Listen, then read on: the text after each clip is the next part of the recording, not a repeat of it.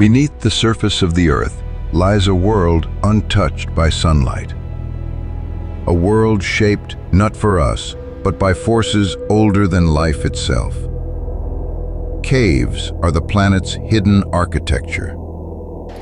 Chambers carved by water, time, and pressure. To enter them is to step beyond the familiar boundaries of safety and breath. This is the story of 5 journeys into that darkness, where nature remained indifferent, and where every decision carried irreversible consequence. These are the echoes left behind by those who ventured too far into the deep. In November of 2009, John Edward Jones returned to Utah for Thanksgiving. He was 26 years old, a husband, a father, and a medical student. Home for the holiday, he joined his brother and friends for what was meant to be a simple adventure, an evening exploration of a familiar cave system known as Nutty Putty. The cave had been a childhood memory, a place of excitement and discovery. But the man who entered that night was no longer the small boy who once slipped through its passages. The cave, unchanged by years, would not make room for the man he had become. Just 1 hour into the expedition, John made a decision that would shape the rest of the night. Ahead of the group, he searched for a passage known as the Birth Canal, a narrow, twisting feature famous among local cavers. In the dim light of his headlamp, he found an opening that seemed to match its description. He entered head first, but the hole was not the Birth Canal. It was an unmapped fissure, narrow, uneven, and dangerously deceptive. As he pressed deeper, the space narrowed. There was no room to turn around. Below him lay a vertical crack barely 10 inches across. He exhales sharply to make himself small enough to descend. And when he inhaled again, the rock held him fast. Gravity did the rest.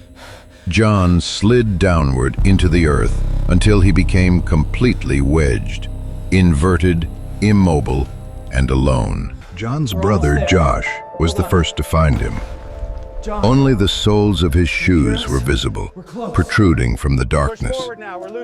Josh tried to pull him free, but the rock allowed no movement. Every gentle tug forced John deeper. Realizing the gravity of the situation, Josh retraced his path through 400 feet of narrow passageways to call for help. Hours passed.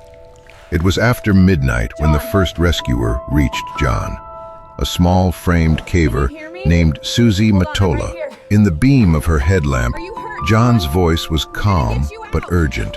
He simply said, "I really want to get out." It was the beginning of a rescue unlike any the cave had ever seen. John was trapped at a 70-degree angle, nearly upside down. This position is among the most dangerous a human body can endure. Blood pooled in his head and lungs. His heart strained to push against gravity. Breathing grew more difficult with every minute. Rescuers worked tirelessly in the suffocating passages around him. They drilled anchors into the rock and constructed a complex pulley system, the same method that had saved others who once found themselves in similar peril. As teams rotated through the cave, they spoke to John gently, keeping him focused on his wife and young children waiting at home. Through fatigue and fear, he held on to hope. After 19 hours of effort, the rescue reached its most promising moment. The ropes tightened. John's body began to rise. For the first time, rescuers saw his face. There was relief. And then, in an instant, disaster. A stone arch supporting the pulley system fractured. The anchor tore free from the clay-like wall. The rope snapped back, injuring a rescuer, and John fell back into the fissure, deeper than before. The last viable strategy had failed. The cave had reclaimed its hold.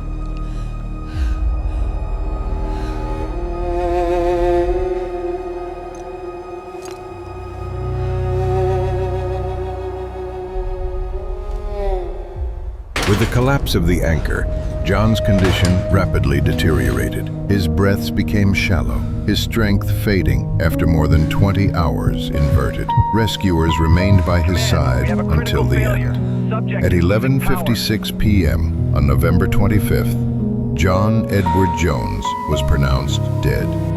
His body held in place by the same rock he had once explored as a child. The following days were filled with grief and difficult decisions.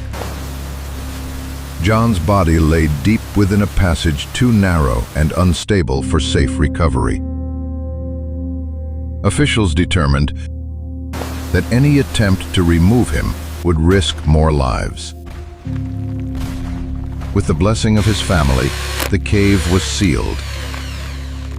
First with explosive charges to collapse the tunnel, then with concrete to close the entrance forever.